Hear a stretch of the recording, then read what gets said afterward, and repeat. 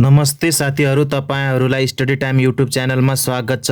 आजको यस भिडियोमा म बीबीए 4th सेमिस्टर अन्तर्गत रहेको हाम्रो सब्जेक्ट फाइनान्शियल म्यानेजमेन्ट अन्तर्गत रहेको हाम्रो युनिट 3 डिभिडेन्ड पोलिसी सँग रिलेटेड भिडियो लिएर आएको छु। आजको यस भिडियोमा हामीहरू डिभिडेन्ड पोलिसी अन्तर्गत रहेर हामीले थ्योरिटिकल पोर्सन हेर्नेछौँ।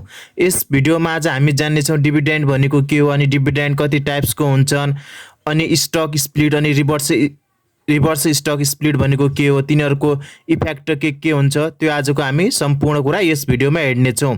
त्यही भएर भिडियोलाई स्किप नगरिकन हेर्नु होला।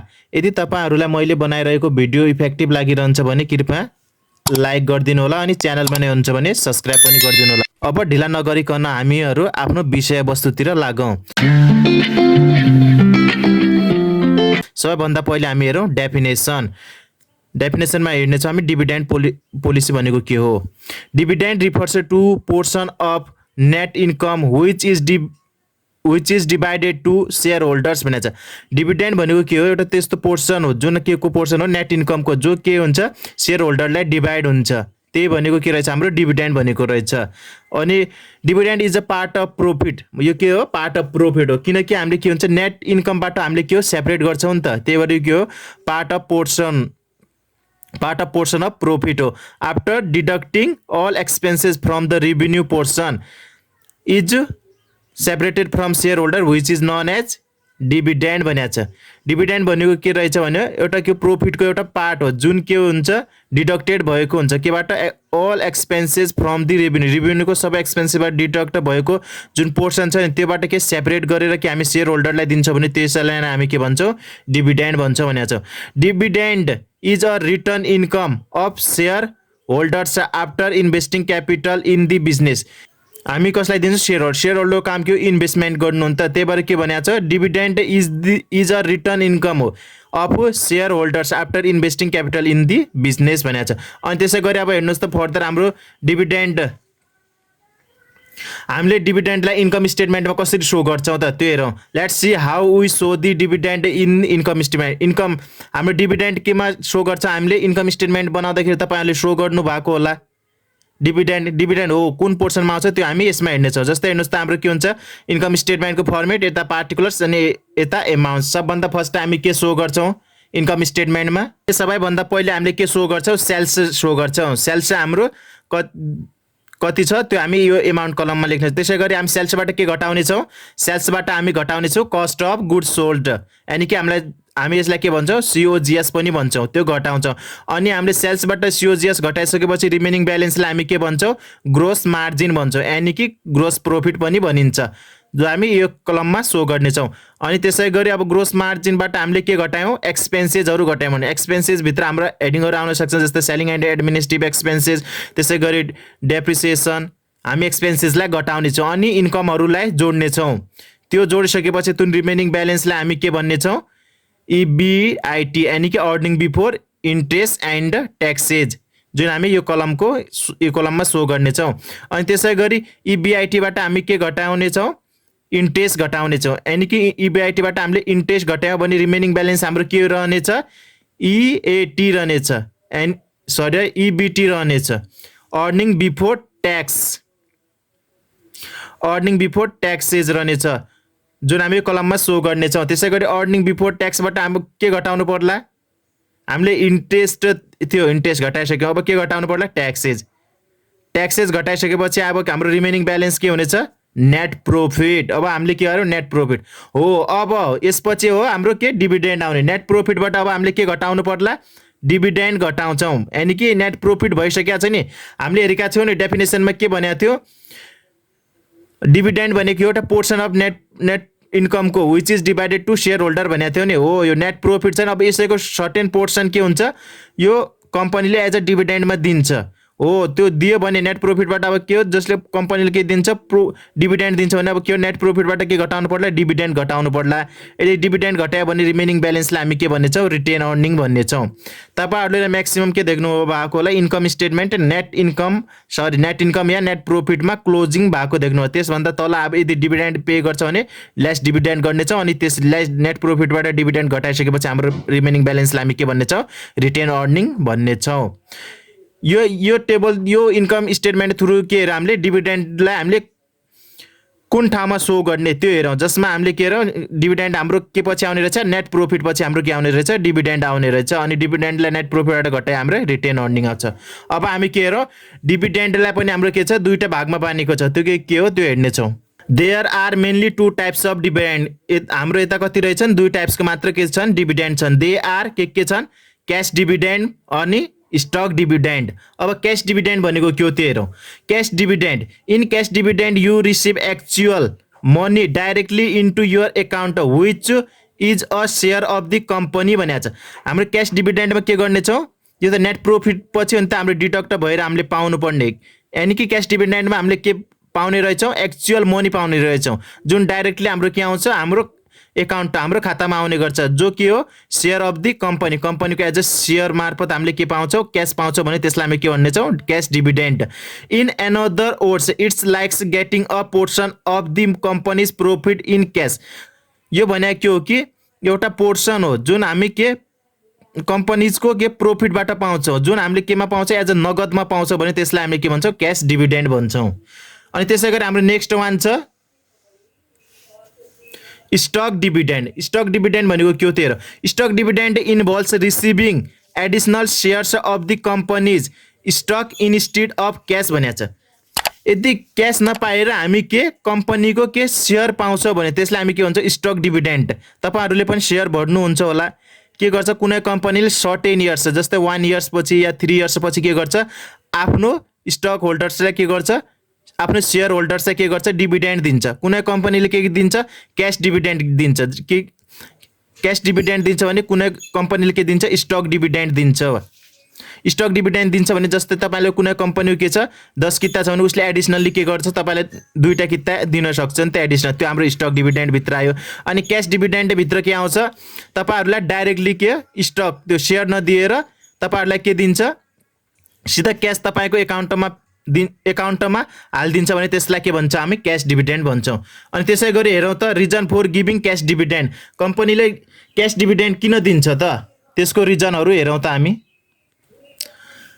फर्स्ट रिजन रहेको छ sufficient flow of cash in बिजनेसमा के छ अथाह पैसा छ भने अब त्यसले स्टक दिनुको मतलब स्टक दिनुको सट्टा के दिन्छ क्याश के दिन्छ एज अ डिभिडेन्ड दिन्छ यो के हाम्रो फर्स्ट रिजन त्यसै गरी if there is no expand the business भनेको छ यदि उसले बिजनेसलाई बढाउन चाहदैन भने त्यस्तो खण्डमा पनि के दिन सक्छ क्याश दिन सक्छ यदि किनकि बिजनेसलाई बढाउन चाहन्छ भने त्यसमा के हुन्छ क्याश युज हुन्छ नि त त्यही भएर बढाउन चाहदैन भने के दिन्छ आफ्नो इम्प्लोइज अर सेयर होल्डरलाई के दिन्छ क्याश डिभिडेन्ड दिने गर्दछ अनि त्यसै गरी ट्याक्स रेट लो यदि ट्याक्स रेट के छ लो छ भने के हुन्छ त्यसको नेट इन्कम हाई हुन्छ नेट इन्कम हाई भयो भने के हुन्छ उसँग के हुन्छ पैसा अथाह हुन्छ त्यसपछि पैसा भएपछि के गर्छ एज अ क्याश डिभिडेन्ड दिन के चाहन्छ कम्पनीले उचित ठान्छ त्यसै गरी अब के हामी रिजन फर गिभिङ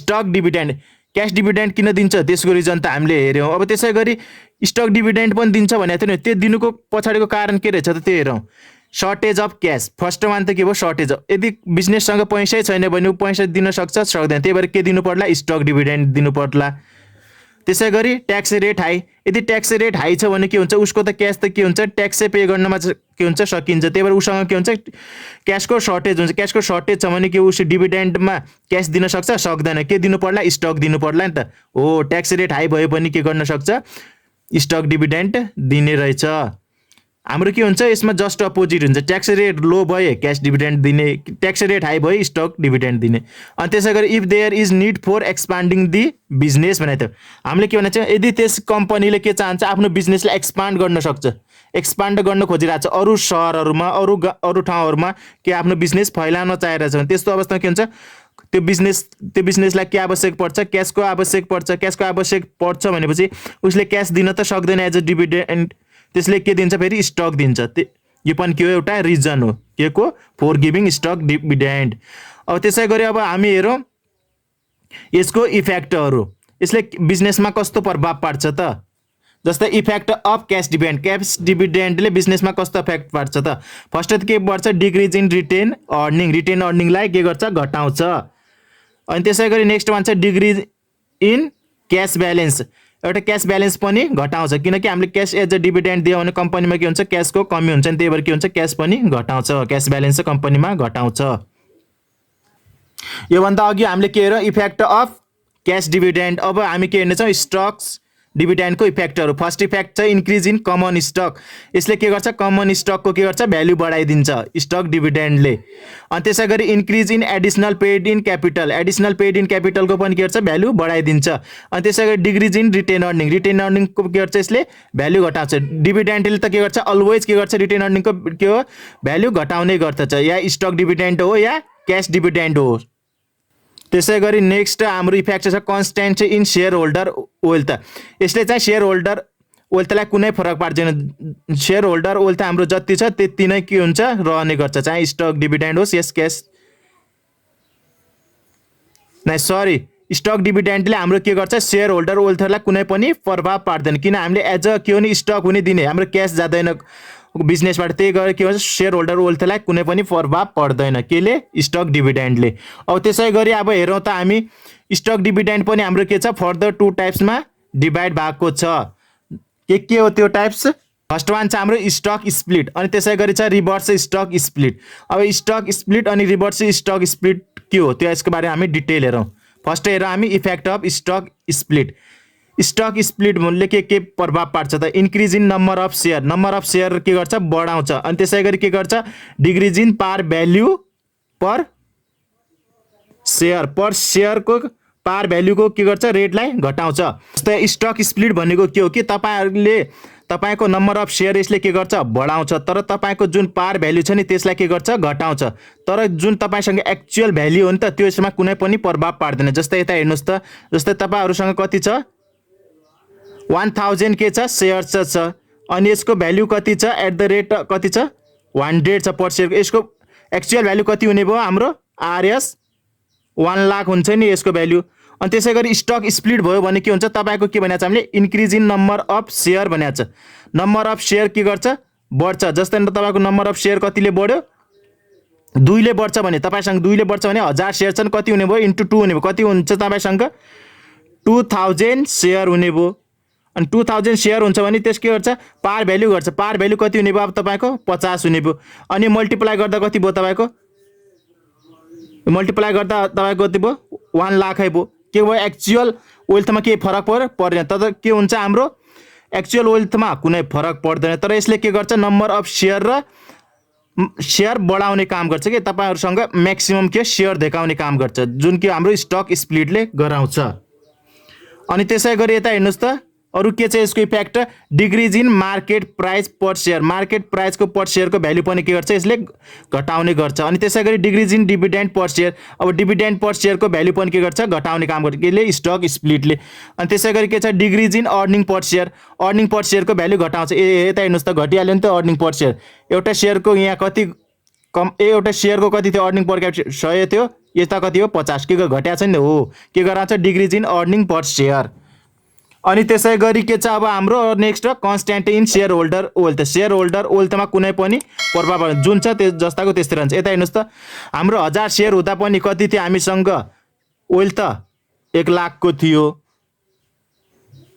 1 लाखको थियो। अनि त्यसै गरी 2000 सेयर हुँदा पनि हाम्रो वेल्थ कति छ, 1 लाखको छ, कुनै प्रभाव पर्यो हाम्रो वेल्थमा परेन, त्यही भएर के हुन्छ, कन्स्ट्यान्ट इन सेयर होल्डर वेल्थमा, constant in share holder wealth. अब त्यसै गरी नेक्स्ट हेरौँ हामी effect of reverse stock split. Reverse stock split भनेको के हो, स्टक स्प्लिटको जस्ट अपोजिट हो। हाम्रो यसमा के गरेका थियौँ, अहिले नम्बर अफ सेयर के बढाएको थियौँ, अनि त्यसै गरी पार भ्याल्यु घटाएको थियौँ। अब स्टक स्प्लिटमा के हुन्छ, जस्ट अपोजिट हुन्छ, यो केस माथि जान्छ, यो केस 1000 बाट 2000 आउनु भनेको हाम्रो यो स्टक स्प्लिटको केस भयो। अनि त्यसै गरी 50 बाट 100 भयो भने के भयो हाम्रो रिभर्स स्टक स्प्लिटको केस भयो। किनकि जस्तो अहिले हेर्नुस् त हामीसँग के थियो 2000 सेयर थियो, यो हाम्रो रिभर्स स्टक स्प्लिटको केसमा हेरिरहेको छौँ है। 2000 सेयर थियो, कति पार भ्याल्यु 50 पर सेयरको गरेर। अनि त्यो गरी हाम्रो टोटल ब्यालेन्स कति थियो हामीसँग, टोटल वेल्थ 1 लाखको। अब के गर्यो हाम्रो रिभर्स स्टक स्प्लिट भयो, त्यसमा के हुनेछ हाम्रो सेयर घट्नेछ। कतिले घट्या छ, 2 ले घट्यो। जस्तै भन्नुको मतलब जससँग 2टा सेयर छ त्यससँग कति हुनेछ अब एउटा सेयर हुने। हाम्रो कति छ 2000 सेयर छ, अब यसको कति हुनेछ 1000 सेयर। अनि त्यसै गरी पार भ्याल्यु कति छ 50 थियो, त्यसको बढ्ने भयो, बढेर कति 100 भयो। कति छ अब वेल्थ कति भयो हाम्रो दुईटैमा लाख भयो नि। त्यसले के गर्यो कुनै वेल्थमा कुनै प्रभाव परेन, जस्ताको त्यस्तै एज अ कन्स्टेन्ट राखेको हो। यो के हो स्टक स्प्लिट र रिभर्स स्टक स्प्लिट भनेको स्टक स्प्लिटको जस्ट अपोजिट के हो हाम्रो रिभर्स स्टक स्प्लिट। यता हेर्नुस् त decrease in number of share, उसमा के बनाएको थियो नम्बर अफ सेयर बढाएको थियो नि, यसमा के गर्छ नम्बर अफ सेयर घट्छ। अनि त्यसै गरी increase in par value per share, par भ्याल्युको पर सेयरको भ्याल्यु बढ्छ।